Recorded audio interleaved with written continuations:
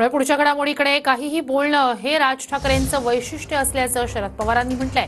राज ठाकरेंकडे दुर्लक्ष करणं ही माझी भूमिका आहे। पुण्यात भुजबळांना पुणेरी पगडी काढून फुलेंची पगडी घातली आणि हीच पगडी घाला म्हणणं हा शरद पवारांचा जातीवाद आहे, अशी टीका राज ठाकरे यांनी केली होती आणि त्यावरून शरद पवारांची ही प्रतिक्रिया समोर आली आहे।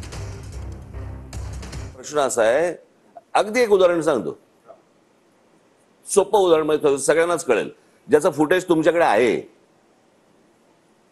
मी चुकत नसीन तर पुण्याला भुजबळांना लोकमान्य टिळक म्हणजे जी पुणेरी पगडी ज्याला म्हणतो आपण ती घातली होती, ती काढून पवारांनी ती काढली, बरोबर आहे, आणि ज्योतिराव फुलेंची पगडी घातली,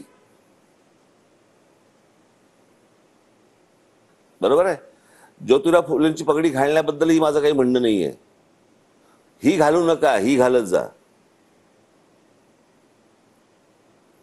तुम्ही ते फुटेज काढा आणि तुम्ही बघा। प्रश्न असा आहे ना की या सगळ्या गोष्टींचा सत्कार आहे ना, सत्काराच्या वेळेला जे काही गोष्ट घडते ती गोष्ट झाली।